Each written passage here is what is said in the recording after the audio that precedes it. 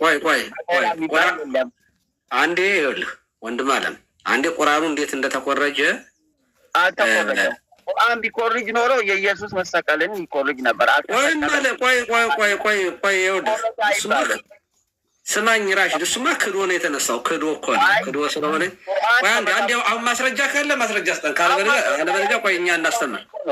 ቁርአን ከመጽሐፍ ቢኮርጅ ኖሮ የኢየሱስን መሰቀል ዋናውን የክርስትናን እምብርት የሚባለው የጀርባ አጥንት የሚባለውን እምነትን አይክድም ነበር። እሺ አንዴ አዳምጠኝ። ይኸውልህ አሁን እስልምና ማለት ይኸውልህ እስልምና ጌታችን በተወለደ በ6ኛው መቶ ክፍለ ዘመን መሐመድ ተወለደ። እሱ የደረሰው ድርሰት መሆኑን የምታውቀው ኦሪቱን የእነ አዳምና የሔዋን ታሪኮች ለምሳሌ የሚያመሳስሉትን ታሪኮች በቀላሉ ልንገርህ ማለት ማስረጃዎችን። ይሄ በጣም በጥንት ሊቃውንትም የተነገረ ነገር ነው። ከመጽሐፍ ቅዱስ በትክክል የተቀዳ በትክክል ማለት ሳይሆን ተበርዞ ማለት ተበርዞ የተቀዳ መሆኑን ላሳይህ። ለምሳሌ የታሪኮቹ ተመሳሳይነቶች ላሳይህ። ያ እንግዲህ አሁን ለምንድነው የታሪኮች ተመሳሳይነትን የማሳይህ? ለምንድን ነው? ኦሪቱ በሙሴ የተሰጠ ነው እስከ ክርስቶስ፣ እንዲያውም እስከ መሐመድ መነሳት እንግዲህ ሐዲስ ኪዳንም ጭምር ያለበት ነው። ስለዚህ የዓለምን ለምሳሌ ስነ ፍጥረትን በመጀመሪያ እግዚአብሔር ሰማይና ምድር ፈጠረ የሚለውን አላህ ሰማይና ምድር እንደፈጠረ ይናገራል። እግዚአብሔር የሚለውን አላህ በማለት በመቀየር ማለት ነው። ለምንድነው ተኮረጀ ግን የምንለው? ምክንያቱም ኦሪት በሙሴ የተጻፈ የአይሁድ መጽሐፍ እስራኤላውያን የሚጠቀሙበት የነበረ መጽሐፍ ስለሆነ በታሪክም እንደገና ያንን መጽሐፍ ይዘው የመጡትም ሰዎች ስላሉ ነው። ቁርአንም የሚባል ግን እስከ መሐመድ ድረስ አልነበረም። ኦኬ የመሐመድ ድርሰት ነው ስል ታሪኩን እንዳለ የነበረውን ስለ ኮረጃ የኖህ መርከብ እና የጥፋት ውሃን በተመለከተ የአብርሃም የይስሐቅ ያዕቆብን የነ ዮሴፍን ታሪኮች የነ ሙሴን የእስራኤልን ልጆች ከግብፅ መውጣት የመሳሰሉትን እንዳለ የኦሪቱን ኮርጆ ቁርአን ላይ መሐመድ አጽፎታል ማለት ነው። እሱ የመጽሐፍ ብዙም ብቃት ስለሌለው ማለት ነው። ከዚያ ይቀጥልና የነቢያትን ለምሳሌ የነቢያቱን ዝርዝር በጣም በትልልቅ የሚታወቁትን የሚዘረዝርበት ሁኔታ አለ። ለምሳሌ ቁርአን ከአብርሃምን እነ ሙሴን አብርሃምን ኢብራሂም፣ ሙሴን ሙሳ፣ ዳዊትን ዳውድ፣ ሰሎሞንን ሱለማን እና ደግሞ ክርስቶስን ደግሞ በአዲስ ኪዳን ይመጣና ያው እንደነገርኩ ክርስቶስ ከተወለደ ከ600 ምናምን ዓመት በኋላ ስለሆነ መሐመድ ይህንን የደረሰው እንግዲህ 600 ዓመት ምናምን ክርስትና ሁሉ ይቀድመዋል ማለት ነው። እና ኢየሱስን ጌታችን የመድኃኒት ኢየሱስ ክርስቶስ ደግሞ ኢሳ፣ ማርያምን መርየም እያለ ስሞችን እየለዋወጠ ዋና ዋናዎቹን የሚጠራ ከዚያ ይኮርጃል ማለት ነው። ከዚያ የስነ ምግባር መርሆችን በተመለከተ ደግሞ አሁን ስነ ምግባራዊ የሆኑ ነገሮችን ለምሳሌ ከ10 ትእዛዛት ጋራ ተመሳሳይነት ያላቸውን ይጠቅሳል። በአንድ አምላክ ማመን፣ ወላጆችን ማክበር፣ መስረቅ፣ አትግደል፣ አትስረቅ፣ አታመንዝር የሚሉትን ቃላቶችን እንዳለ ቁርአን እንዳለ እንግዲህ ከ10 ትእዛዛት ማለት ነው። አሁን በአንድ አምላክ ማመን የሚለው ያለ እኔ ሌሎች ኢታምልክ ባዕድ አምላክ ዘንበሌ የሚለውን ከኦሪት ዘጸአት ምዕራፍ 20 ላይ እንዳለ ነው የወሰደው እና እናት አባትህን አክብር የሚለውን ህግ አትስረቅ፣ አትግደል፣ አታመንዝር የሚለውን እንዳለ ይወስዳል ማለት ነው። ይኮርጃል ማን መሐመድ ማለት ነው። እና በነገራችን ላይ የታሪክ ምሁራን ራሱ በደንብ አድርገው ነው ይሄንን በጥንት ማለት እንደተነሳ ራሱ ስቀውበታል። በኋላ እኮ ነው እናንተ እድሜ ሲያገኝ የእውነት መስሏችሁ ያው ፊት ያላችሁበት እንጂ በዘመኑ እንደ እንተና ነበር መሐመድ የሚታየው። እንደዚህ እንደ ማነው እንደ ይሄ የፍቅር ሲዝም እንትን የለም ማን ነበር ስሙ ደምሳሽ ቁርአንም ደምሳሽ ባይዛው እንደ ደምሳሽ ነበር የሚያዩት መሐመድ። ግን ቆይ ልጨርስ ያውን እያስተማርኩ ስለሆነ አንዴ ቆይ ኧረ ላስተምርበትማ ቆይ ደግሞ ቆይ ልጨርስ እሰጥሃለሁኝ። በሌላ በኩል ይሄንን መጽሐፍ ሲጽፍ ማለት ነው ይሄ ሶሪያዊ መነኩሴ ወይም ቄስ ባሂራ የሚባለው ሰውዬ የሶሪያ ቤተክርስቲያን ቄስ የነበር መነኩሴ ነው እና በምንፍቅና ተባሮ በጣም ተናዶና ተበሳጭቶ መሐመድ ከአጎቱ ጋራ ወደ ሶሪያ ለንግድ በጣም የታወቀ ነጋዴ አጎት ነበረው። ከእሱ ጋራ ይሄ ቄሱ ይተዋወቃል። በዚያ ይገናኙና ያው ሻይ ቡና ሲጠጡ ቁርአኑን እንትን መጽሐፍ ቅዱስን ያኛው የእንትኑ በርዞ በሲስተም ያው የነጋዴ ነገር እንደዚህ ብለህ ከሰማይ ወረደ በል ምናምን ይለዋል። በቃ ከሰማይ ወረደልኝ አለ። ከዛ በኋላ መካ አካባቢ ደግሞ አምልኮ ጣዖት ምናምን የነበረበት ነው። ዝም ብሎ ጣዖት የሚያመልኩ ምናምን ሰዎች ናቸው ያሉት። በጣም ኋላ ቀር የሆነ እንትን የነበረበት ነው። ስለዚህ ነቃ ያለ ቄሱ የመነኩሴው አነቃው። ልክ ኢትዮጵያ ውስጥ እንዲህ ሲል ያውካል እንደተባለው እንዳይሆን አንዳንዶቹ ይገቡና በርዘው ምናምን እንደሄዱት ማለት ነው። ስለዚህ በዚህ ምክንያት እየተጻፈ ነው። ከዛ በተረፈ ግን አሁን ካሉ ውጭ ማስረጃው እንዳለ ቁርአን ስታነብ መጽሐፍ ቅዱስን ያነበበ ሰው የእኛን መጽሐፍ አጣሙ ነው እንዳለ ቢወስደው ጥሩ ነበረ። ከዚያ አሁን በክርስቶስ እንዳያምን ለምሳሌ ድሩዝ የሚባል እምነት አለ፣ ሊባኖስ ውስጥ ነው ያለው። የድሩዝ እምነት ሪኢንካርኔሽን የሚያምኑ ናቸው። ማለት ነፍስ 9 ጊዜ ነው 10 ጊዜ መሰለኝ እንደገና ትወለዳለች ወደ ያምናሉ። እና ከእስልምናና ከክርስትና የተወጣጣ ነው፣ ከይሁዲ ሆኖ ማለት ነው። የሃይማኖት አባቶች እየተባሉ ነው የሚጠሩት። መሐመድን አጥብቀው ነው የሚጠሩት። በክርስቶስ እናምናለን ይላሉ፣ ግን አልተሰቀለም ብለው ያምናሉ ድሩዞች። አሁን እንደዚህ ያለ ይሄ እምነት አሁን ከአይሁዳውያንና ከክርስትናውም ከእስልምናም የወጡት ከእስልምና ነው የወጡት። ግን ከሶሪያ ውስጥ ባለፈው ጄኖሳይድ ወደ 200,000 ነው ምናምንም ሰው ሲጨፈጨፍ እስራኤላውያን ናቸው የታደጓቸው። ባለፈው መግለጫ ሁሉ አወጥቷል የድሩዝ ዋና መሪው ማለት ነው። እና እነዚህ አሁን ይኸውልህ ከእስልምናና ከክርስትና ልክ እንደ ደምሳሽ ማለት ነው ኮሌክሽን እያደረጉ እንደሚያወጡት አውጥተው እነዚህ ሰዎች ራሱ አሁን ተከታይ ያላቸው። መሐመድ ግን ከነ ድሩዝ በእድሜ የሚቀድማል፣ ከጴንጤዎችም በእድሜ ቀድሟል። ምክንያቱም 6ኛው መቶ ክፍለ ዘመን ላይ ደግሞ ከክርስትናም ሲቃወም ለምሳሌ ስዕላትን፣ በነገራችን ላይ ስዕላትን አንደኛው የተቃወሙት ሙስሊሞች ናቸው። ሙስሊሞች ሲቃወሙ በ787 መሰለኝ ሰከንድ ኒቅያ ላይ እነ ዮሐንስ ዘደማስቆ ምናምን ጥናታዊ ሁሉ አቅርበው እኛ ስዕሉን አምላክ ነው ብለን አይደለም የምንሰግድለት፣ ማለት ስናከብረው ወይንም ስዕሉን ፈጣሪያችን ነው ምናምን ይሄ ፈጠረን እያልን ሳይሆን ከስዕሉ ጀርባ ላለው ነው የሚለው መልስ ለመናፍቃን ብቻ ሳይሆን በዘመኑ የነበሩ ሙስሊሞች ራሱ አንደኛው ተቃዋሚ ነበሩ። የእነሱን ተቃውሞን ጭምር ነው ማብራሪያ የተሰጠበት ማለት ነው። ስለዚህ ክርስቶስ አልተሰቀለም። ኦኬ የማርያምን ሉቃስ ወንጌል ምዕራፍ 1 እንዳለ ኮረጆው ወሰዱና ከነቢይ መካከል እንዳንዱ አረጉት። ክርስቶስን ግን አልተሰቀለም፣ አልተገደለም፣ አላህ አይወልድም አይወለድም፣ የሩቅ ቢሲ ነው ብቻ ብለው ይወስዳሉ ማለት ነው። ስለዚህ ኦሪቱንም በክለውታል። መበረዝ ነው ዓላማው፣ ሰይጣን ስለሆነ ማለት ነው። እንደገና ሐዲስ ኪዳኑንም በርዘው ሐዲስ ምናምን ብለው አወጡ ማለት። ስለዚህ ራሱን የቻለ ለምሳሌ የኢትዮጵያ መንግስት አንድ ሰው የራሴ ሃይማኖት መመስረት ፈልጋለሁ ካለ ከሌሎቹ እምነት ጋራ ከኦርቶዶክስ ጋራ የሆነ ጋር የማይመሳሰል የራሱ የአቋም የእምነት መግለጫ መኖር አለበት። ተመሳሳይ ከሆነ አይፈቀድለትም። ምክንያቱም ኦልሬዲ ላይሰንሱን ያወጡ ሌሎቹ ስላሉ ማለት ነው። ፈቃድ ያላቸው ባለቤቶች ሌላ ስላሉ፣ ስለዚህ ለየት ማለት አለበት። መሐመድም ለየት ማለት አለበት ማለት ነው። ምን ለማለት ሃይማኖት ክሬት ለማድረግ ሰውየው ነጋዴ ስለሆነ ማትረፍ ነው የሚፈልገው። በዛም ብሎ ራሱን የቻለ ሃይማኖት መሆን ነው የፈለገው። ተሳክቶለታል፣ ተሳክቶለታል። ብዙ ሞኝ አግኝቷል። ይኸው አጠልቋን ደግሞ ግብፅ ውስጥ ሲገባ ነው በጦርነት ነው አብዛኞቹ ማለት ነው። ስለዚህ ዘባትን ወፍ ባራ በጣም የታወቀ ነው።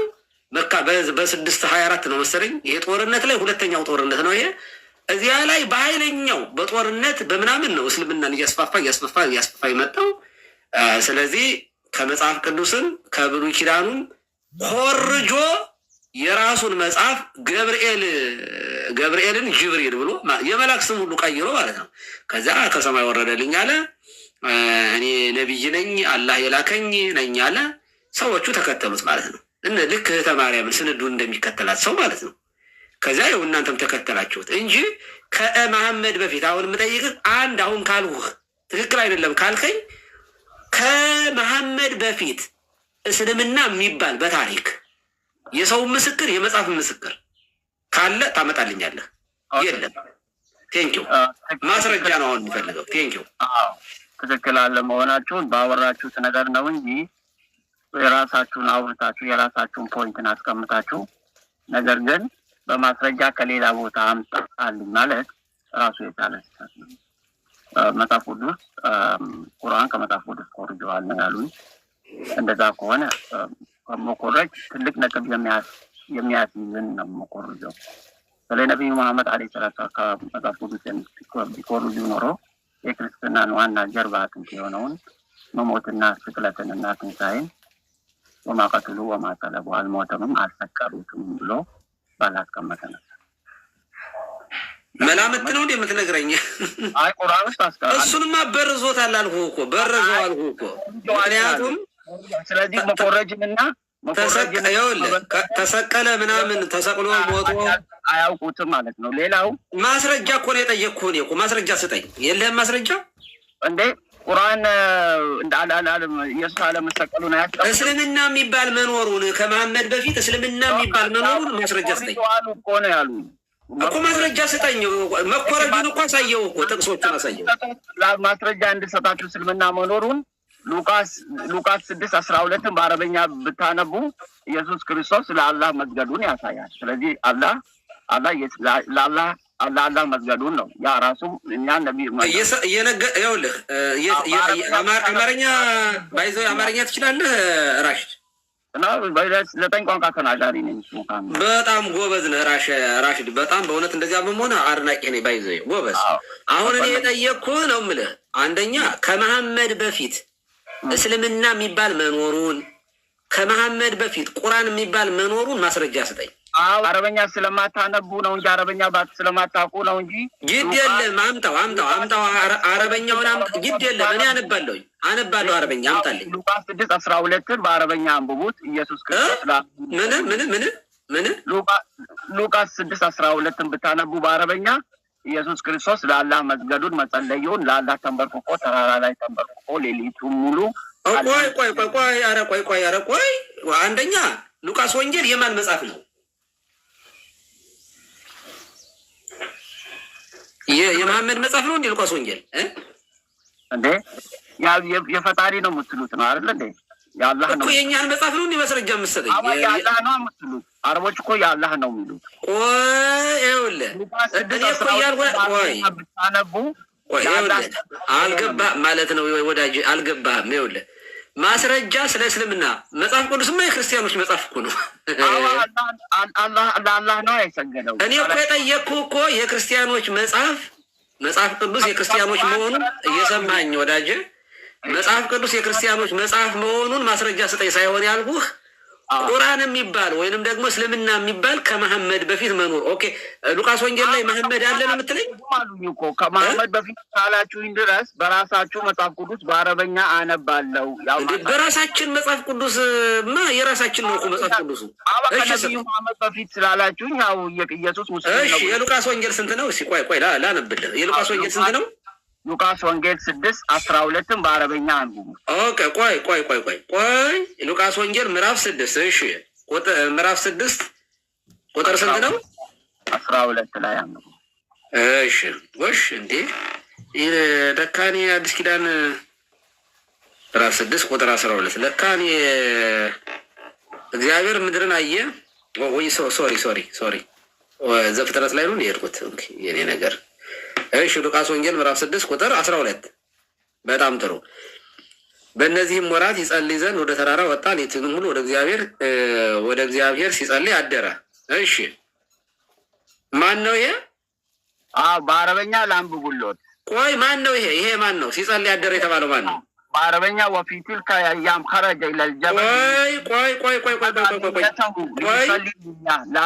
በመድኃኒዓለም እየሰማኝ ወዳጄ አሁን እኮ የሰጠኝ መሐመድ ነው እንዴ?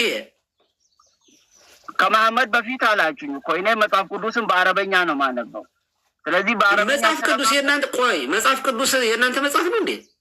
ከቁርአን አልፈልግም ከመሐመድ በፊት ስላሉኝ እኔ ከመጽሐፍ ቅዱስ ነው ያወራው ሰውየው። መጽሐፍ ቅዱስ እኮ የኛ መጽሐፍ ነው። እኔ እያወራው ያለው ነው። በደንብ ስማኝ። መጀመሪያ ምንድን ነው የጠየቅኩህ? እስኪ ንገረኝ።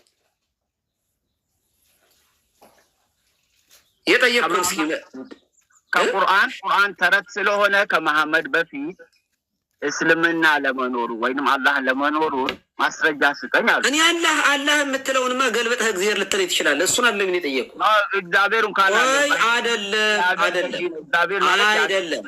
አይውልህ አድመጠኝ እንግዲያስ። ቆይ አልገባህም ጥያቄ። ይኸውልህ ከመሐመድ በፊት ቁርአን የሚባል መጽሐፍ ወይንም ደግሞ እስልምና የሚባል ሃይማኖት መኖሩን ማስረጃ ስጠኝ።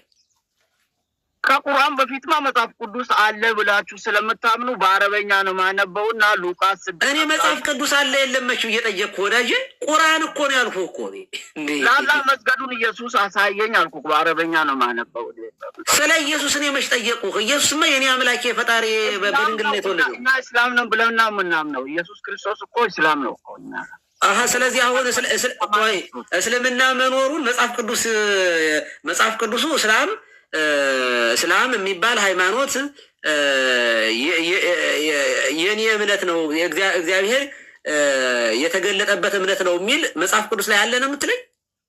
ፓርት ኦፍ እሺ፣ አሁን የሰጠኝ እሱ የሚናገረው ይሄ ነው። በእነዚያ ወራት ይጸልይ ዘንድ ቆይ ያነበባችሁ ለአላህ ሰገደ ነው። አንተ ሞኝ ነህ እንዴ አንተ? አረበኛ እኮ ቆይ መጽሐፍ ቅዱስ የተጻፈው በምንድን ነው? በአረበኛ ይቀድማል፣ አማርኛንም ይቀድማል። በ9ኛው ክፍለ ዘመን የተጻፈበትንም አብሮ ነው እንዲህ መሐመድ ይዋሻችሁ? ኖ በአረበኛ አለ እኮ መጽሐፍ። ማን ነው? እሺ በአረበኛ መጀመሪያ መጽሐፍ በአረበኛ መጽሐፉን ማን ነው የነገረህ? ይሄንን ትምህርት አላ ታሪክም ያለው እኮ ማን ነው የነገረህ ነው? ከመሐመድ በፊት ይህን የተረከልህ ማን ነው? ነቢዩ መሐመድ በአረበኛ መጽሐፉን አልነገረኝ። ታሪክ አንብቤ ነው። ታዲያ ማን ነገረህ? ይኸውልህ አንተ ከግሪክ በኋላ በአረበኛ ደግሞ የእናንተ ጉድ ነው። የእናንተ ደግሞ ውሸት በጣም ነው እንዲህ የምትዋሹት። ይኸውልህ የምጠይቅህን ነገር በደንብ ሰማኝ። በአረበኛ መጽሐፍ ቅዱስ የለም ነው እያሉኝ ነው። ማን አለ? በአረበኛ መጽሐፍ ቅዱስ የለም? በአረበኛ ቆየት ባለው እንትኖች አይደለም፣ በትግረኛም በኦሮምኛም አለ። ከሁሉንም ይቀድማል። ከግሪክ በኋላ በአረበኛ ነው የተተረጎመው። እሱም አረበኛ መሐመድንም ይቀድመዋል። ችግር የለውም። እሱ አይደለም እኮ ጥያቄው። ይኸውልህ የኪዳን አረቦች የመጡት እኮ ከሳውዲ አረቢያ። እያዳመጥከኝ ጌታዬ፣ እያዳመጥከኝ ወንድም ናቸው እኮ አረቦች። እንደው በአላህ ይሁን በአንድ አዳምጠኝማ እየሰማኝ። አሁን ጥያቄ ግልጽ ላድርግልህ። በጣም የህፃን ጥያቄ ነው ጠይቅህ። ከመሐመድ በፊት እስልምና የሚባል በታሪክም በመጽሐፍም አንድ ማስረጃ ምን የሚባል እስልምና የሚባል መኖሩ፣ ሁለተኛ ቁርአን የሚባል ከመሐመድ በፊት ቁርአን የሚባል ስለ ሰማይና ምድር አፈጣጠር ስለ ምናምን የሚናገር ከመሐመድ በፊት ስጠኝ ማስረጃ ነው። የታሪክም በለው እንደየምንም የትውፊትም በለው እነገሌ ብለህ ብቻ ከመሐመድ በፊት ይህንን እንድትነግር ይፈልጋለሁ። ቀጥል ቀሲስ። አቤት። በጣም ይቅርታ ይፍትኝ ባርኩኝ። አንድ እዚህ ላይ ቅድም ያነሳው ሉቃስ ወንጌል ምዕራፍ 6:12 ሲጠቅስ ነበረ እና አንድ ነገር ልጠይቀው ነበረ። እዛው አንቀጽ ላይ አላህ ብሎ ወደ አላህ ጸለየ የሚል ስላለ ከፈቀዱልኝ አንድ ልጠይቀው። አዎ፣ ግን አሁን እንትን ካላችሁ እኮ አሁን እንትን ነው አጀንዳውን እንዳትቀይሱ። ትናንትና አሁን አጀንዳዬን ተቀምቼ ሌላ ውስጥ ነው የተገባው እና እዛው ላይ ነው አረብኛ መጽሐፍ ቅዱስ ስላሉ።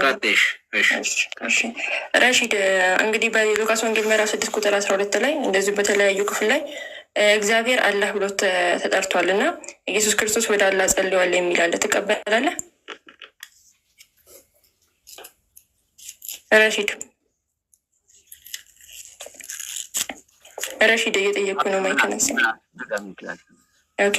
በተለያዩ መጽሐፍ ቅዱስ ክፍል ላይ በዛ በወንጌል ላይ ማለት ነው እግዚአብሔርን አላህ ተብሎ ጠቅሷል። በአረብኛ መጽሐፍ ቅዱስ ስላለ ትቀበላለህ? ሁሌ አላህ ሲገባ ኦኬ። በዮሐንስ ወንጌል ምዕራፍ 3:16 ላይ በደምብ ስማኝ። በዮሐንስ ወንጌል ምዕራፍ 1 ልፈት ውስጥ እያሳየውክ ማለት ነው። ስለዚህ ሁሌ አላህ ሲል የሙስሊሞችን አላህ ነው ስላልከኝ ኦኬ። 3:16 ላይ በእርሱ የሚያምን ሁሉ የዘላለም ሕይወት እንዲኖረው እንጂ እንዳይጠፋ እግዚአብሔር አንድያ ልጁ እስኪሰጥ ድረስ ዓለሙን እንዲሁ ወዷልና ይላል። አረብኛው ቃል ላይ እግዚአብሔር ለሚለው አላህ ነው የገባው። አላህ ልጅ አለው በታምናለህ? አላምንም። ስለዚህ እዚህ ጋር አላህ የተጠቀሰው ታዲያ ማንን ነው? እናንተ ተሳሳችሁ ለአላህ እንዲሰጣችሁ ነው። አይ በአንተ መሰረት የአረብኛው መጽሐፍ ቅዱስ ላይ እግዚአብሔር ለሚለው አላህ ብሎ ነው የገባው። ይህንም ምድርን ሰማይና ምድርን የፈጠረ ሰው ልጅ የፈጠረ እግዚአብሔር የሚለው ጥያቄ እሱ አይደለም። ቀሲስ የጠየቁ ጥያቄ ምንድን ነው? ከመሐመድ በፊት እስልምና ስለመኖሩ ማስረጃ ስትል ሉቃስ ወንጌል ላይ ጌታ ኢየሱስ ክርስቶስ ወደ አላህ ጸልዋል አልክ። መልካም፣ እሱን ሬፈረንስ ሉቃስ 6:12 በአረበኛ ስታነቢው ኢየሱስ ክርስቶስ ሌሊቱን ሙሉ ተራራ ላይ ተራራ ላይ ቤላ ቆይ አንድ ጊዜ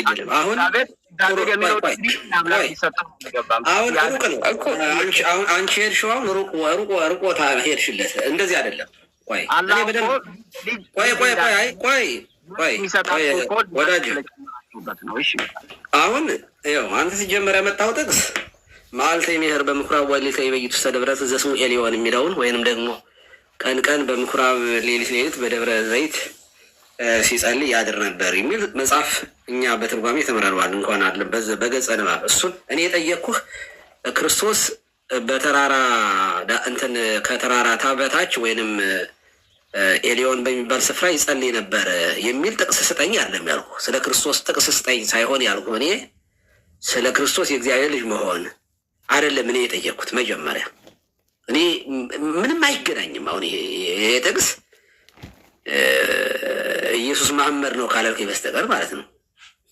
እና እኔ የጠየቅኩህ ከመሐመድ በፊት መሐመድ እስልምናን ክሬት ከማድረጉ በፊት ከመፍጠሩ ስታብሊሽ ያደረገው የመሰረተው እሱ ነው፣ የፈጠረው እርሱ ነው። ልብ ወለድ ነው፣ ድርሰት ነው። ደራሲው በእውነቱ የደራሲው መብት የተጠበቀ ነው።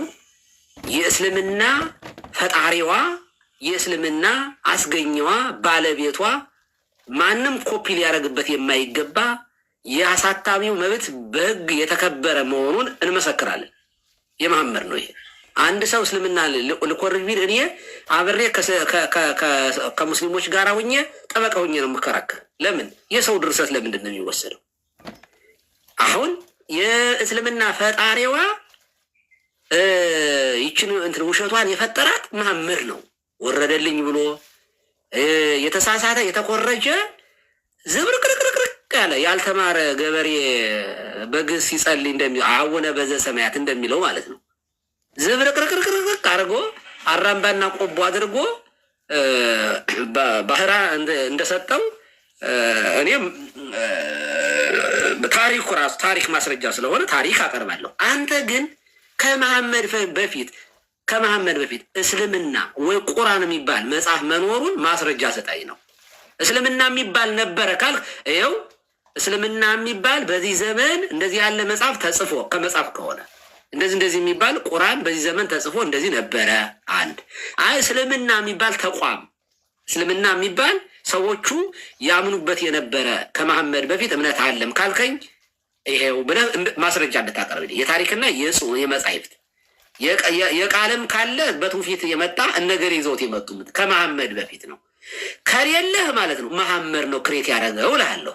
ከሌለህ ምን እላለሁ? ከዚያ በፊት መጽሐፍ ቅዱስ ስለነበር ሐዲስ ኪዳንም ብሉይ ኪዳንም ተጽፈው ያለቁበት ዘመን ስለሆነ መሐመድ የተነሳበት ከኛ መምጣቱን ጥቅስ በጥቅስ አሳያለሁ። ከቁርአንና ከመጽሐፍ ቅዱስ እያነጻጸርኩኝ የተኮረጁትን ሁሉ ታሪኮችን ቅድም የተወሰኑ ቅድም አሳይቻለሁኝ። ተኮረጀናል ስልህ ምን እያልኩኝ ነው? እኔ የታሪክ ማስረጃ ከመሐመድ በፊት የኔ መጽሐፍ መኖሩን ታሪክ ስለሚመሰክር ማለት ነው። ኦኬ መጽሐፉን የታሪክ ማስረጃዎች አሉኝ። አንድ የትውፊት ማስረጃዎች አሉኝ። ሁለት መሐመድ ራሱ ማስረጃ ነው። ለምን ከሱ በፊት የኦሪትና ሐዲስ ኪዳን ስለነበር ማለት ነው። ስለዚህ የተኮረጀ መጽሐፍ ነው ስለ ፕሩፍ የሆነ ማስረጃ ነው ይመጣውኝ። ካለ ግን አምጣሁን አመሰግናለሁ። አንዳንድ የላፊ ቃል እየተጠቀሙ ነው። በጣም አመሰግናለሁ። ችግር የለውም። እኔ ደግሞ መጽሐፍ ቁርአን ተኮርጇል እያሉ ነው። ቢኮርጁም ኖሮ የክርስትናን ጀርባ አጥንት የሆነውን ትንሣኤንና ስቅለትን አልተሰቀሉትም፣ አልገደሉትም ባላለ ነበር። ሌላ ደግሞ ኦሪት ዘፍጥረት 19 ጥያቄ አልገባም። አልሰቀሉትም፣ አልገደሉትም አለመቆረጁ ነው የሉት እንዴ? ይኸውልህ ሰቀሉት፣ ገደሉት፣ ተነሳ ካለማ ቆይ ይኸውልህ ላስረዳህ እንድትድን እኮ ስለምፈልግ ነው። መሰቀሉን ቆይ ልንገርህ፣ መሰቀሉን ባላለ ነበር። ቆይ ልንገርህ፣ አባታቸውን ማርደብ ኦሪት ዘፍጥረት ራሽድ መሰቀሉን፣ መሞቱን፣ መነሳቱን ቢመሰክርማ መሐመድ ቆይ መኮረጅ ነው። ሞተ፣ ተሰቀለ እንትን ተወለደ፣ ተሰቀለ፣ ሞተ፣ ተነሳ፣ አረገ፣ ዳግም ይመጣል። ይሄማ የክርስትና ዋና ኮሮ ነው። ይህንን ካመንማ መሐመድ ይሄንን ቢያምንማ ኑሮ ከክርስትና አይወጣም ነበር። ሲጀመር ክርስቲያን ነበር የሚሆን ማለት ነው። መሐመድ የፈለገው የራሱን ሃይማኖት መፍጠር ነው። ስለዚህ ምንድን ነው ያደረገው?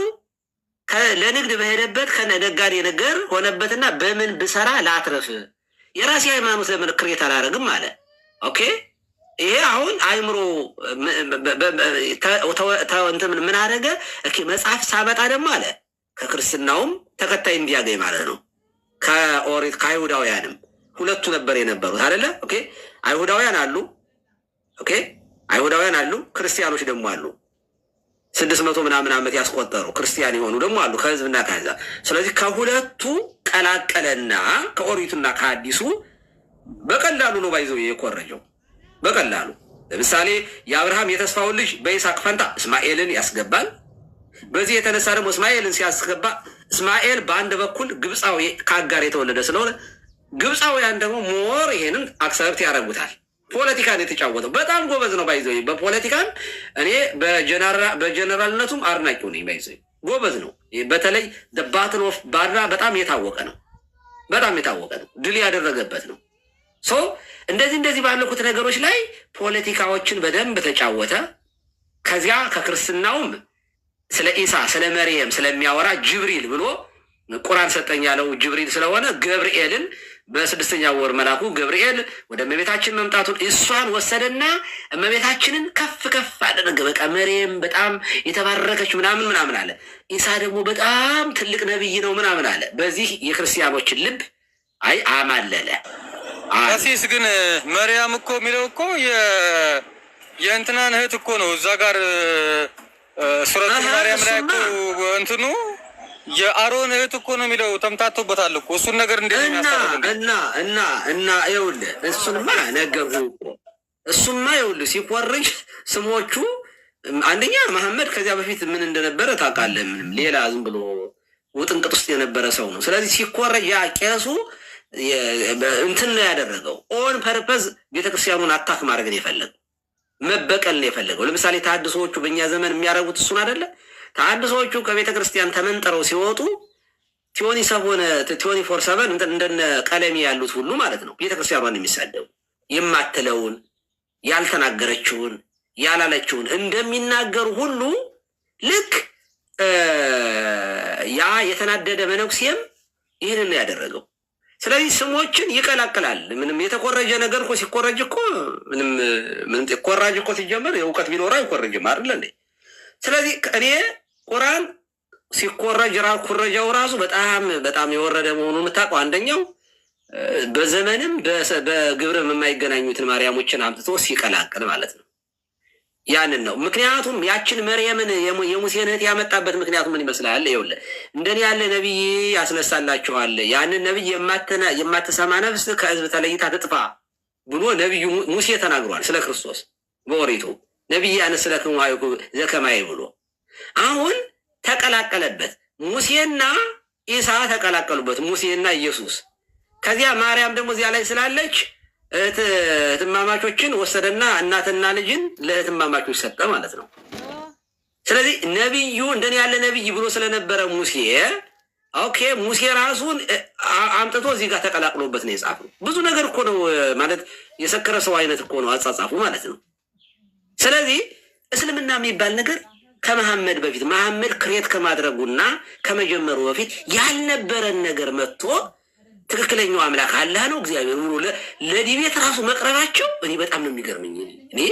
እኔ በዚህ ደረጃ ደፋሩ መሆኑ በጣም ነው የሚገርመኝ። የሌለ ዲቤቱ ማለቅ የነበረበት እኔ በእኔ እይታ እዚህ ላይ ነው።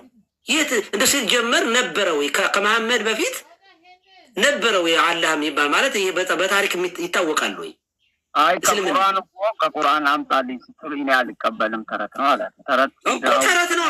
ኦኬ ከቁርአን ካመጣልኝ ከቁርአን ካመጣልኝ በአረበኛ ሳነብላችሁ ለአላህ መጸለዩን ነው አለ የሚያሳየው የሚናገረው። ስለዚህ አላህ አለ ሙስሊም ይኸውልህ ቁርአን እኮ ከመሐመድ በፊት ከነበረ እስልምና ነበረ ማለት ነው። አላችሁ ደግሞ እስልምና ክርስትና ኮር የሆነውን ስቅለትንና ትንሣኤን ባልተቃወመ ነበር። ለምን ተወው? ለምን የመሰለ ያለ ለምን ይመስላል ይተው አልኮረጀማ የሉት ሴት ልጆችን ከአባታቸው ማለት ያንን ኮርጅ ነበር። ሌላው እሺ ማን ሰጠው? እሺ ማን ሰጠው? ከየት አገኘው? ከአላህ ዘንድ ነው የወረደለት። ከሰማይ ነው የወረደው ከጅብሪል ዘንድ ወደ ነቢዩ መሐመድ። እሺ ካላህ ቆይ እሺ ቆይ ካላህ ነው የወረደለት። ኦኬ እሺ ቆይ እያስረዳኝ ነው ካላህ ዘንድ ወረደለት አልከኝ። በጣም ጥሩ። ቁርአኑ በጅብሪል በኩል ለመሐመድ ወረደለት። እሺ አላህ ግን ከመሐመድ በፊት የፈጠረ ሰው ነበር አልነበረም? ነበር። ኢየሱስም ነበረ። ኢየሱስም አልፈጠረም። እሺ ቁርአንን ለምንድን ነው ከመሐመድ በፊት ለፈጠረው ፍጥረት አላህ ለፈጠረው ፍጥረት መመሪያ አልሰጠውም ነበር ከዚያ በፊት? እንደ በዚህ ከመጣችሁም አዲስ ኪዳንን እኮ ቆይ መጀመሪያ እንጨርስ።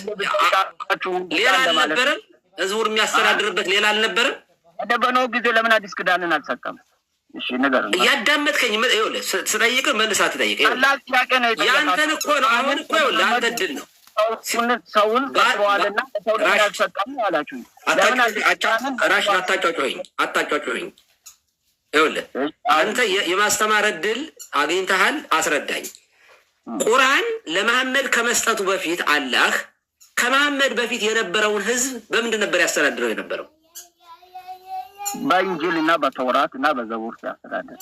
በቶራህ ማለት በቶራህ በአይሁድ መጽሐፍ ለሙሴ የተሰጠው ተውራት።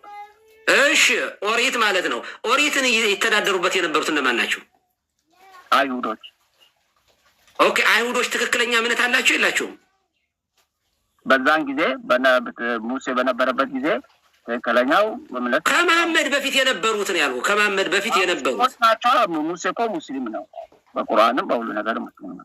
ስለዚህ ተውራትን ሙስሊም መሆኑን እስኪ ማስረጃ ስጠኝ። ሙስሊም የሚባል መኖር ተው። ሙስሊም መሆኑን ሳይሆን ቆይ ሙስሊም መሆኑን ተውና ሙስሊም የሚባል እምነት መኖሩ እስኪ ያሳየኝ፣ ማስረጃ ስጠኝ። ሙስሊም ማለት ባይ ዲፊኒሽን ምንድን ነው? ለአላህ ታዛዥ መሆን ማለት ነው። ሌላ ነገር እኮ ማስረጃ ስጠኝ ነው የምልህ። ማስረጃ ስጠኝ። ምኑን? ትርጉሙን ነው ወይስ መኖሩን? ሙስሊም የሚባል ሃይማኖት ወይንም የእስልምና እምነት ተከታይ የነበረ ከመሐመድ በፊት የነበረ የታሪኩም መጽሐፍ አልፈልግም አላችሁ እኮ ከምን ልስጣችሁ? ስለዚህ ከምንም የለህማ ከየት ታመጣዋለህ? ትክክል ከምን ልስጣችሁ? ከቁርአን ከምን ልስጣችሁ? ቁርአንማ የመሐመድ ድርሰት ነው። አልቀበልህም። የኮረጀው መጽሐፍ ነው አልኩህ። ኢስላም ማለት መታዘዝ ነው፣ ለአላህ መታዘዝ ነው። አንዴ በቃ አንድ የሚውት አድርግ። እኔ ልጨርስና ከሌሎች ጋር ትቀጥላለህ። ልጨርስ ልጅ አሁን ጸጥ አድርገው ሆነ ሚውት አድርገው የለም ብሏል። በቃ እንደሰማችሁት ነው። ማንኛውም ሙስሊም ቢመጣ አይመልሰውም ይህን ጥያቄ። በቃ መሐመድ ሚውት አድርግ። አሁን እንዳትገባብኝ መጮህ አልፈልግም። ሚውት አድርግ፣ እንዳትከፍት። አዳምጠኝ። በኋላ ታወራለህ። በአንተ በተራ ደግሞ ታወራለህ ከፈለክ ያሪዝም 24 ሰዓት ማውራት ትችላለህ። እኔ ጋር አሁን ለወርድ ስለሆነ ልጨርስ። ይኸውላችሁ ከታች ያላችሁ ሰዎች በደንብ አድምጡ። ቁርአን የመሐመድ የግል ሀብትና ንብረቱ ነው። አንዳንድ በዘመናችንም የመጽሐፍ አቅም የሌላቸው ሰዎች ገንዘብ ካላቸው ገንዘብ ሰጥተው መጽሐፍ እንደሚያጽፉ በስማቸው መሐመድ የመጽሐፍ የማንበብ ብዙ ኤክስፔሪንስም ስለሌለው ልምድም ስለሌለው እውቀትም ስለሌለው ግን በጣም ጎበዝ የሆነ ነጋዴ አጎት አለው። ይሄ አጎቱ ደግሞ የመሐመድ አጎት ሶሪያ እየሄደ ይነግድ የነበረ ነው። ከመካ መዲና ሶሪያ እየሄደ ይነግድ የነበረ ነው። ጎበዝ ነጋዴ ነው። የዚህ ነጋዴ ደግሞ ወዳጅ መናፍቅ ከሶሪያ ቤተክርስቲያን የተባረረ መነኩሴ ወይንም በዘመን ቄስ ቡሄራ ነው። ባህራ ሆነ እኮ እየነገርኩ አይደል? ቅድም እኔ እኮ ነኝ የነገርኩ እንዴ። ምን ሆነ ነው? እኔ ስሙን ነግሬህ ለኔ መልሰህ ትነግረኛለህ። ቆይ ባህራ ይባላል። ይሄ ባህራ ማለት ከሶሪያ ቤተክርስቲያን ውስጥ በምንፍቅና ተባሮ ከቤተክርስቲያን ሲለይ ቤተክርስቲያንን ለመበቀል ምን አደረገ መሰላችሁ? ባይዘው ይሄ መናፍቅ ደንበኛ መናፍቅ ነው ማለት የእውቀት ችግር የነበረበት አልነበረም። ስለዚህ ከቤተ ክርስቲያኗ በሚወጣበት ሰዓት ላይ ባኮረፈበት ሰዓት ላይ ይሄ የመሐመድ አጎት ያገኘዋል። ኦኬ የመሐመድ አጎት ጋራ ይህን ሲጨዋወታሉ። ስለዚህ በዚህ በመሐመድ አጎት አማካኝነት ከመሐመድ ጋራ ባህራ ጋር የተገናኙት በዚህ ምክንያት ነው። ከዚያ ምን ያደርጋል? መሐመድ በጣም አክቲቭ በተፈጥሮ አክቲቭ ነው። በጣም አክቲቭ ነው። ወጣት ነው። እንደሚታወቀው የኢኮኖሚ በጣም ችግሮች ስለነበሩበት መጀመሪያ ላይ አሮጊት ሴት አገባ እና እቺ ደግሞ ሚስቱ ደግሞ በጣም ሀብታም ስለሆነች ንግዱን ካጎቱ ጋር ሆኖ የማጧጧፍ ስራዎች ጀመረ እና ይሄ ገንዘብም እያገኘ መጣ። አሁን ገንዘብ እያገኘ ሲመጣ ዝና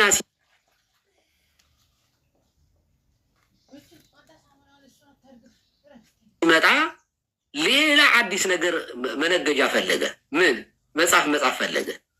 መጽሐፉን ሲጽፍ አስቀድሞ ለምን ዓላማ ነው? ሃይማኖት ክሬት ማድረግ ነው የፈለገው ሰውየው።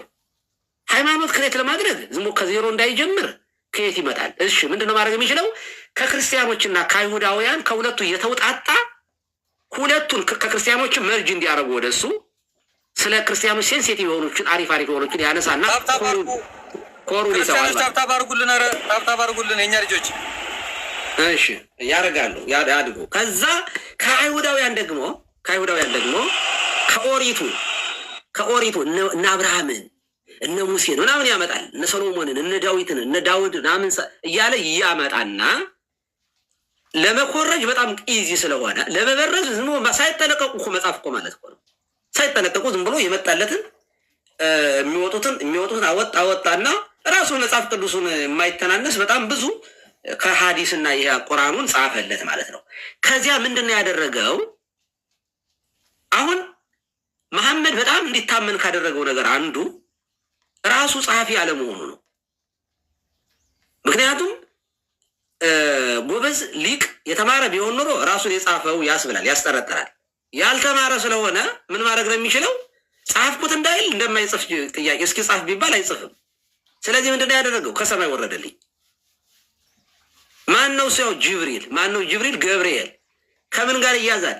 በስድስተኛ ወር መልአኩ ገብርኤል ወደ ድንግል ማርያም መምጣቱን የሚያበስረው ይችን ያዘና ኦኬ ጅብሪል አለው እና መጣና ሰጠኝ አለ። ልክ በደብረ ሲና ኦሪት ለሙሴ እንደተሰጠች በሲና ተራራ ላይ መውረድን ከመውረድ ጋር እያነጻጸረ ሰጪውን መልአኩን ደግሞ ከገብርኤል ጋር እያነጻጸረ ሰጠው። ያንን ወሰደና በቃ ይሄ ነው ትክክለኛው እምነት ይሄ ነው አለ። ከዚያ በኋላ በጦርነት ጦርነት ማደራጀት ጀመረ። የፖለቲካ ፓርቲ መሰረተ። እያደራጀ መቶ አለቃዎች፣ አሻለቃዎች እየሾመ ጦርነቱን እየመራ መጣና ጭራሽ በሀዲሱ ላይ ምን ይላል? አይሁድ ሆኖ በጦርነትም በምንም ከሰለመ በኋላ ተመልሶ አይሁድ የሚሆንን ሰው ግደሉት ይላል። ይኸው መጽሐፍ ላወጣላችሁ ይችላለሁ። በቡልጋል መርሃብ ላይ ይሄ ተጽፏል። አይሁድ የነበረ ሰው ማለት በእስልምና ከገባ በኋላ ተመልሶ ከእስላም ወደ እስልምና ከአይሁድ ወደ እስልምና መጥቶ ተመልሶ ወደ ይሁዲነት የሚመጣ ከሆነ ግደሉት ያለው ይገደላል። እዚህ ላይ መጽሐፉን ማሳየት ይችላሉ። ባይዘ ማስረጃ እንደዚህ የሚለውን ማለት ላሳያቸው። ቆይ ለምን አላሳየም? እኔ ካሜራ ከማበራ ብዬ ነው፣ ታማኝነት እንዲኖረው ማለት ነው። ካሜራ ከማበራ ብዬ ነው። ናበራ እንዲያየው ራሽድም እንዲያየው እንዲያምን ማለት ነው።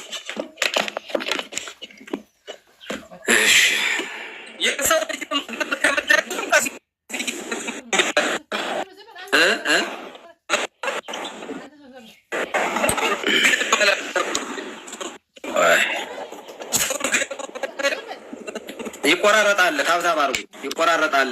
ታብታብ እያደረጋችሁ በነገራችን ላይ ቆይ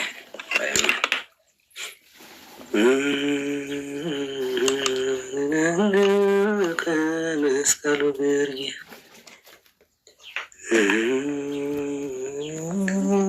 ከፍ እንዲል ማረኝ።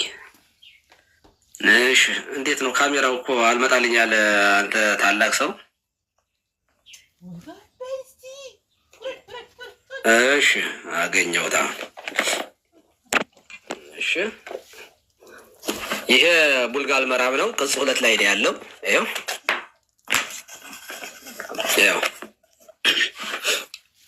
ገጽ 278 ላይ ነው ያለው። ሙዓዝ ኢብን ጀበል ከሰለመ በኋላ አይሁድ የሆነን ሰው ይላል። ይኸው ከሰለመ በኋላ በጦርነቱ መካከል ይኸውላችሁ፣ በጦርነት ከአይሁዳውያን ጋራ ከክርስቲያኖች ጋራ እያደረገ ወደ እስልምና እንዲገቡ ነው ያደረገው መሐመድ። እና አንድ ሰው ከሰለመ በኋላ አለ አይሁድ የሆነን ሰው በማስመልከት እስኪገደል ድረስ አልቀመጥም፣ የአላህና የመልእክተኛው ፍርድ ይህ ነው አሉ። እንዲገደልም አዘዙ። ተገደለ ይላል። ማን ነው ይሄ የተገደለው ሰው? ከእስልምና ከአይሁድነት ወደ እስልምና በግድ ገብቶ የነበረ ሰው ነው። ተመልሶ አይሁድ ሲሆን ምን ሆነ?